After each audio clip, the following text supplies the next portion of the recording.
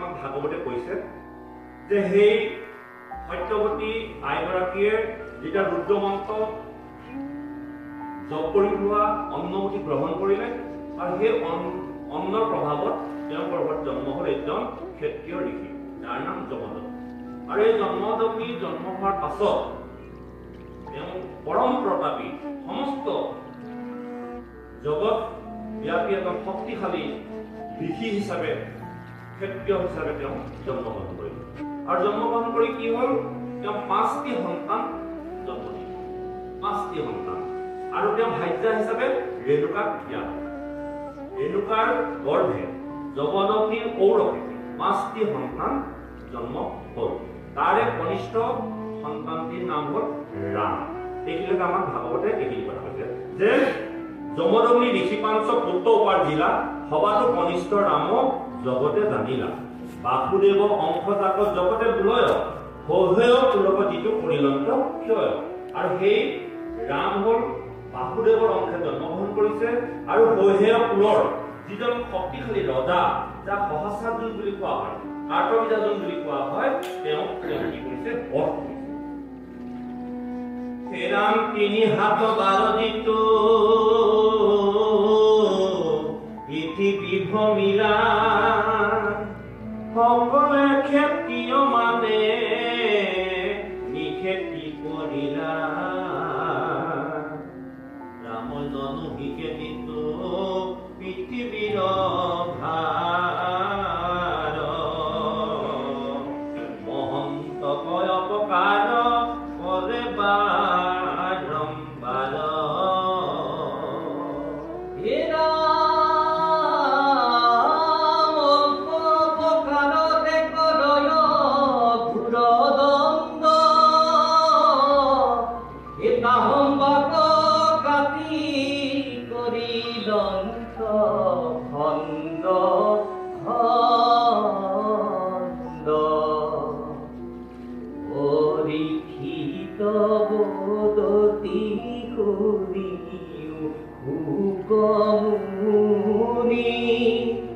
ৰামৰ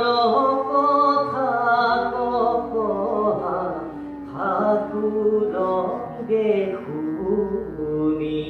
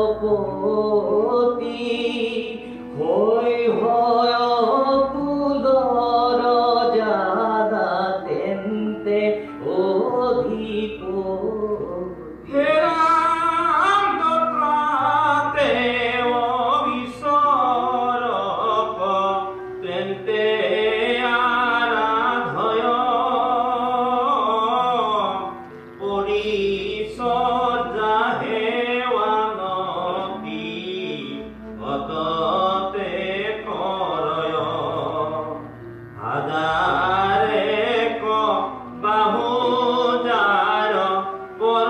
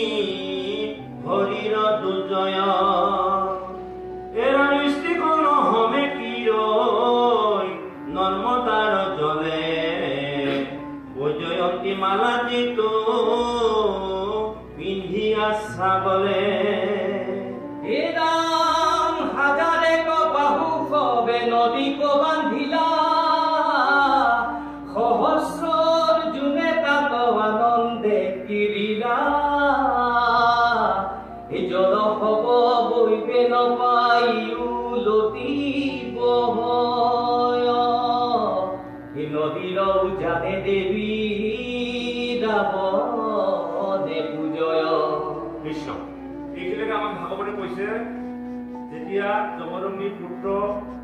কনিষ্ঠ পুত্ৰ শ্ৰী ৰাম হিচাপে বসুদেৱৰ অংশে জন্মগ্ৰহণ কৰিলে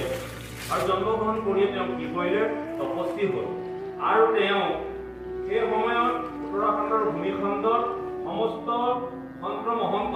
ক্ষত্ৰিয়সকলে যথেষ্ট হাৰাশাস্তি কৰিছিল কোনো ধৰণৰ ঋষিমুনিসকলে তপজপ কৰিব পৰা নাছিল আৰু নথকাৰ কাৰণে কি কৰিছিলে পৰশুৰাম হোৱা নাই এতিয়ালৈকে ৰামে কি কৰিছিলে সমস্ত ক্ষত্ৰিয়বিলাকক নিক্ষেত্ৰিয় কৰাৰ বাবে তেওঁ ৩-৭ বাৰ অৰ্থাৎ ৩-৭ বাৰ ২১ বাৰ তেওঁ কি কৰিছিলে দক্ষিণ কৰি সমস্ত ক্ষত্ৰিয়বিলাকক নিধন কৰিছিল আৰু সেই সময়তে এই তাত হৈহেয়কুলত এজন পৰম ক্ষত্ৰিয় ৰজা আছিল যাক কাৰ্তবীৰ্যাৰ্জুন বুলি কোৱা হয় তেওঁ সহস্ৰাৰ্জুন বুলি কোৱা হয় এই সহস্ৰাৰ্জুনৰ ১০০খন হাত আছিল ১০০০খন হাত আছিল ১০০০ হাত আছিল আৰু ১০০০ হাত থকাৰ কাৰণে তেওঁ কি কৰিছিল এদিন যমুনাৰ নদীত স্নান কৰি তেওঁ ১০০০খন হাতেৰে সমস্ত যমুনা ভেটি ধৰিছিল আৰু ভেটি ধৰাৰ কাৰণে যমুনাৰ পানী উফন্দি আশে-পাশে থকা সমস্ত যিবিলাক মঠ মন্দিৰ আছিল সমস্ত মঠ মন্দিৰ ঘূৰাই পেলাইছিল আৰু যমুনাক যেতিয়া সহস্ৰাৰ্জুনে তেওঁ ১০০০খন হাতেৰে যমুনা বান্ধি ৰাখিছিল যমুনাই তেতিয়া লগে লগে সেই সময়ত লংকাপতি ৰাৱণক তেওঁ প্ৰাৰ্থনা কৰিছিল সেই সময়ত লংকা এজন শ্ৰেষ্ঠ ৰজা আছিল পৰাক্ৰমী ৰজা আছিল আৰু যমুনাই গৈ তেওঁ মূৰ্তিমন্ত হৈ যেতিয়া ৰাৱণক ক'লে সেই লংকেশ্বৰ সহস্ৰাৰ্জুন নামে এজন ক্ষত্ৰিয়ই মোৰ গতিত বাধা দি সমস্ত পানী উফন্দাই পেলাইছে তুমি মোক ৰক্ষা কৰা আৰু সেই সময়ত ৰাৱণে আহি পেলাই ভাবিলে যে এই তিনিতলৈকত মোতকৈ আৰু শক্তিশালী কোন ৰজা আছে গতিকে মই তাক অতি সোনকালে নিধন কৰিম এই বুলি ৰাৱণে সহস্ৰ সৈন্য লৈ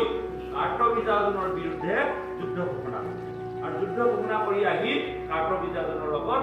ৰাৱণে যুদ্ধ কৰিলে যদিও ৰাৱণৰ ১০টা মূৰ ২০খন হাত কিন্তু কাৰ্তবীৰ্যাৰ্জুনৰ ১০০০খন হাত ১০০০খন হাতৰ লগত ৰাৱণে কোনো ধৰণৰ যুদ্ধত পিস্তিব নোৱাৰি ৰাৱণে কাৰ্তবীৰ্যাৰ্জুনৰ ওচৰত শৰণাপন্ন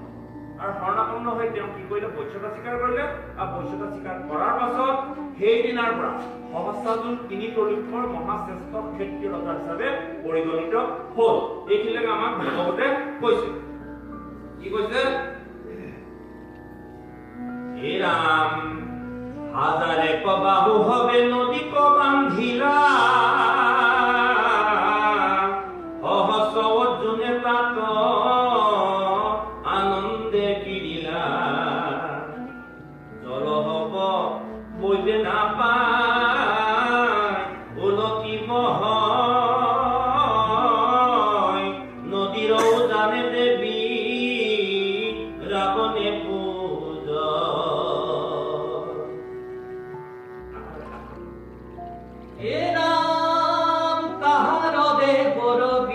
ডুবাইলে কজলে নহহিল তাহা কৰা বল মহাবলে সাহায্য কৰে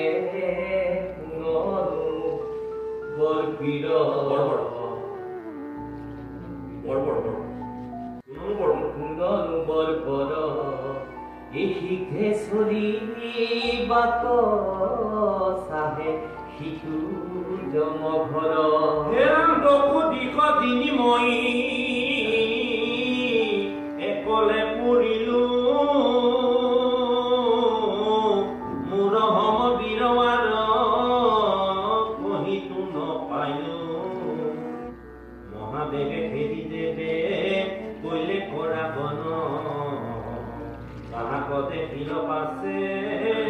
সহস্ৰ অৰ্জুন এই দুয়ো দুই ধৰি আতি হৰিৰ বলে এ আন্দোলন দুলি কৰৈ ভূমি খণ্ড ধলে ইঘাৰ ঘাৰ বীৰ হৰ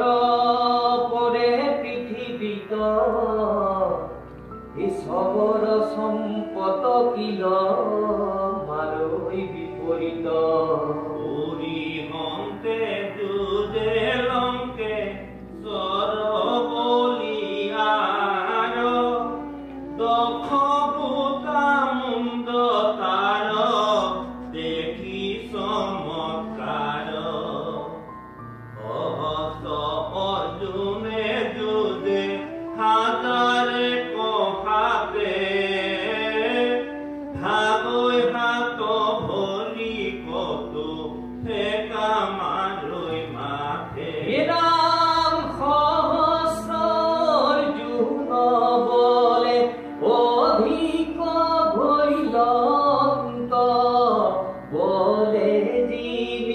ৰাৱণক বান্ধিয়া ৰৈল চৰণত ধৰি শিৰে কাকুতি বুলিল সহজৰ জোৰে পাছে তাহাই কমেলিল এক সময়ত ৰাজা মিকয়া কমনে গজবাদী হেঙালয়া চলি গলা বনে অকস্মাতে গয়া যমন নিৰ আশ্ৰমে সৈন্যে পখিলা ৰাজা পৰম বিক্ৰমে এ ৰাতি ভৈল দেখি দ্বীপে তহিতে ৰহিল যমদগ্নি দেখি পাছে তাহাঙ্ক দেখিল আমাৰ থানত ৰাজা সৈন্য ৰহিলা এই যথাযোগ্য ভোজনৰ দ্ৰব্য মানি দিলা কৃষ্ণ ইয়াত কৈছে যেতিয়া ৰাৱণক হংসাজনে যুদ্ধত হৰুৱালে ৰাৱণে হংসাজনৰ ওচৰত শৰণাপন্ন হ'ল আৰু শৰণাপন্ন হোৱাৰ পাছত যেতিয়া হংসাজনৰ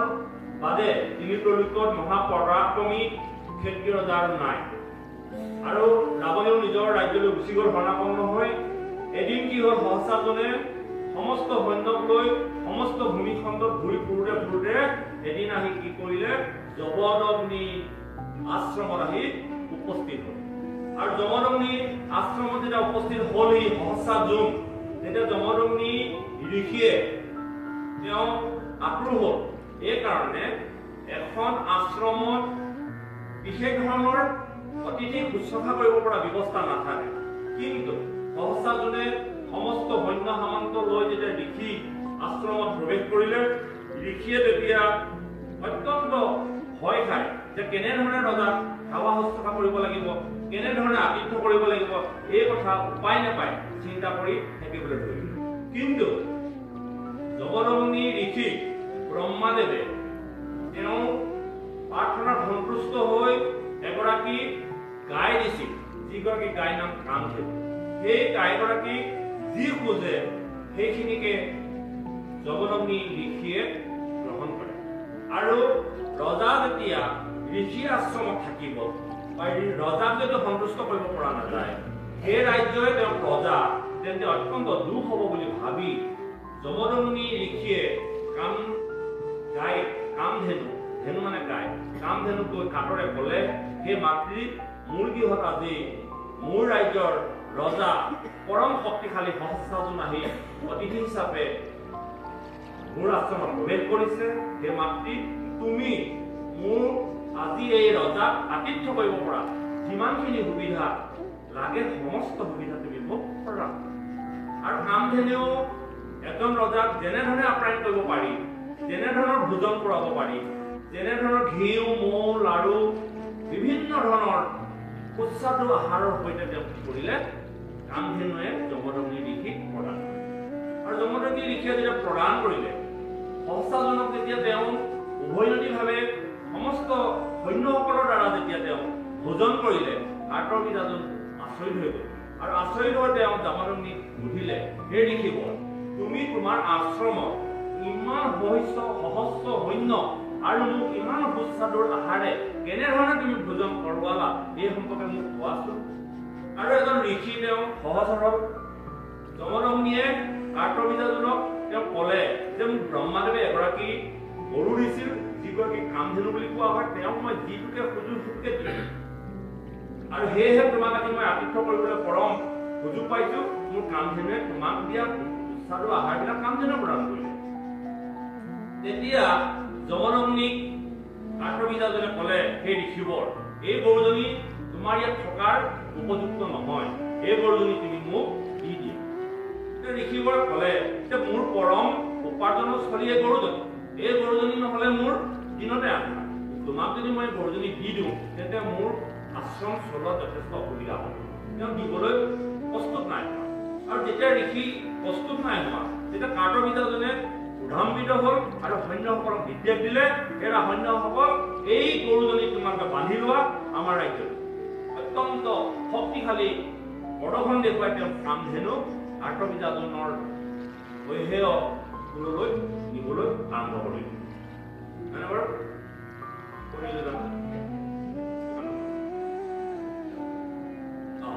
গতিকে ইয়াৰ পাছত কি কৈছে শুনক মই আপোনাক আগ্ৰহ কৈছো আপোনালোকে বুজি পোৱাত সহায় হ'ব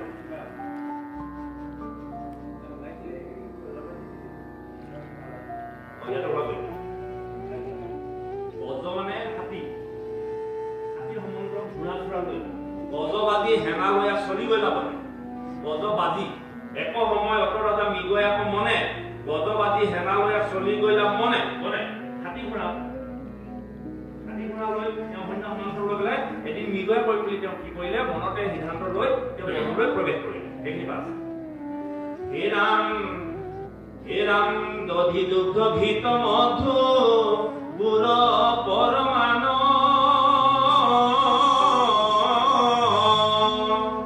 দিব্য পঞ্চমিত দিলা ঋষি সৰ্বজান কামধেনু আশ্ৰয়তাংক সকলে পাৱন্ত তপস্যা যুগুত ঋষি মহাশুদ্ধ সন্ত্ৰ হে ৰাম সকলে সৈন্য ঋষি ভোজন কৰাইলা খায়া দায়া মহাতি আনন্দ পাইলা হে ৰাম ঋষিৰ মহিমা দেখি সহস্ৰ অৰ্জুন বুলৈ ঋষি লাজেইতো জানে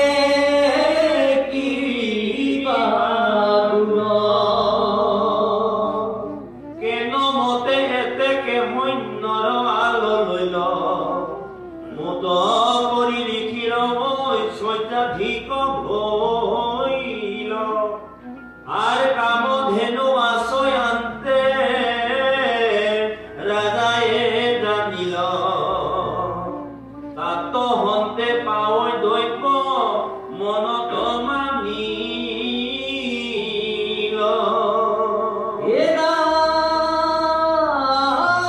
রাজা রসি তত পাশে বাঞ্ছা ভুল তাক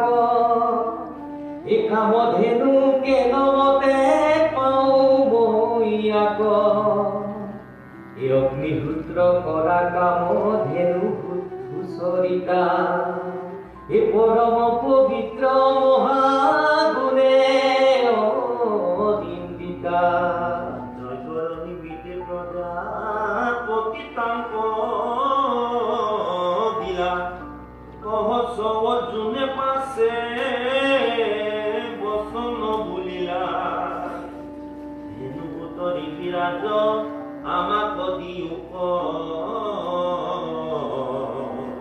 গৃহ বচলো মহা কীৰ্তি মন হুক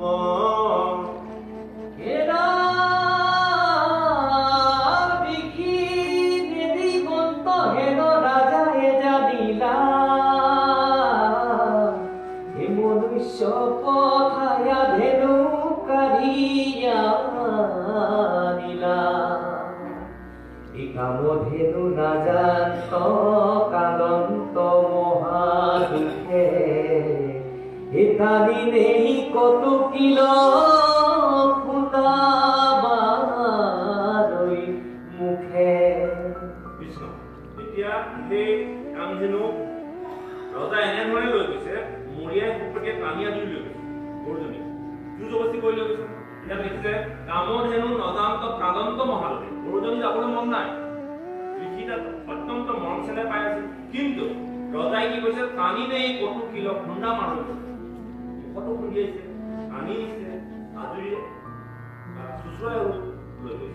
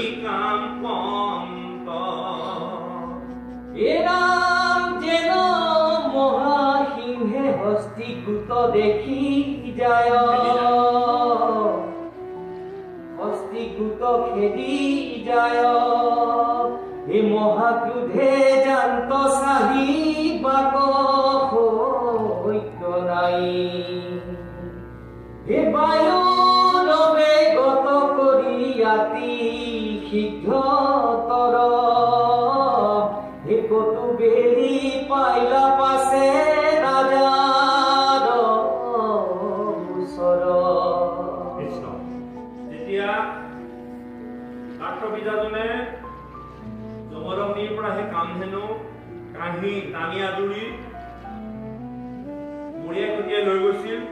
সেই সময়ত জমদগ্নিৰ 4জন পুত্ৰ উপস্থিত আছিল। ৰাম তপ কৰিবলৈ গৈছিল আৰু সেই 4জন সন্তানে জমদগ্নিৰ হাতৰ পৰা কাৰ্তবীৰ্যাজনৰ হাতৰ পৰা সেই ধেনুক ৰক্ষা কৰিব নোৱাৰিছিল। আৰু যেতিয়া সেই গৰুজনী কাৰ্তবীৰ্যাজনে টানি আনি লৈ গৈছে আৰু লৈ যোৱাৰ পাছত ঋষি অত্যন্ত দুখ মনেৰে বহি আছে। আৰু যেতিয়া ৰামে স্নান কৰি তপ কৰি আহি আশ্ৰমত উপস্থিত হৈছিল, পিতৃয়ে যেতিয়া মন মাৰি বহি আছিল তেতিয়া পিতৃ সুধিছিল, সেই পিতৃদেৱ কি অসুবিধা হৈছে, কি দুখত তুমি দুখী হৈ মনৰ চিন্তাত তুমি আমন জীৱনকে বহি আছা। তেতিয়া জমদগ্নিয়ে পুত্ৰক উদ্দেশ্যি কৰি কৈছে, হে পুত্ৰ, তুমি নথকাৰ সুযোগ লৈ তোমাৰ অনুপস্থিত সহস্ৰাৰ্জুন আহিছিলে মোৰ আশ্ৰমলৈ। মই তেওঁক সেৱা শুশ্ৰূষা কৰিছিলো, কিন্তু মোৰ অতি মৰমৰ গাইজনীয়ে যি সুস্বাদু খানা তেওঁ প্ৰদান কৰিছিলে, সেই সুস্বাদু খানা খাই তেওঁ গৰুজনী মোহত পৰিল আৰু মোহত পৰি তেওঁ গৰুজনী দৰকাৰ হ'ল। মই বাৰম্বাৰ তেওঁক কাটৰে অনুৰোধ বিনোধ কৰাৰ পাছতো তেওঁ গৰুজনী এৰি থৈ নগ'ল। তেওঁ মোৰ পৰা টানি আজৰি কাঢ়ি লৈ গুচি গ'ল। সেই পুত্ৰ, যিজনী গৰুৰ দ্বাৰা আমি আশ্ৰমখনত সকলোৱে সুখে শান্তিৰে এসাঁজ ভাত খাই আছিলো, আজি সহস্ৰাৰ্জুনে সেই কামধেনু লৈ যোৱাত মই অত্যন্ত দুখিত হৈছো। মই কেনেধৰণে আশ্ৰম চলাম, এনেধৰণৰ চিন্তা চৰ্চাই মোৰ মন ভাৰাক্ৰান্ত হৈ গৈছে আৰু মই অত্যন্ত চিন্তিত হৈ মই বহি আছো। আৰু তেতিয়া ৰামৰ অত্যন্ত খং হ'ল। তেওঁ বাওঁহাতে কুঠাৰখন ল'লে আৰু কুঠাৰখন লৈ তেওঁ এনেধৰণৰ গৰ্জন কৰিলে তেওঁ খোজত সমস্ত ভূমিখণ্ড থৰথৰকৈ কঁপিবলৈ ধৰিলে। ৰাম হাতত বৰশু লৈ সহস্ৰাৰ্জুনক বধিবৰ কাৰণে এনেধৰণৰ গৰ্জন কৰি তেওঁ ভূমিখণ্ডত তেওঁ পদ থৈছে। প্ৰত্যেকটো পদত একোটাকৈ মস্ত গাঁত হৈ গৈছে আৰু সমস্ত পশু পক্ষী ৰামৰ পদৰ তাণ্ডৱত চিটিক গৈছে। এনেধৰণে বহু পৰ যোৱাৰ পাছত ৰামে গৈ সহস্ৰাৰ্জুনৰ ৰাজ্যত প্ৰৱেশ কৰিলে।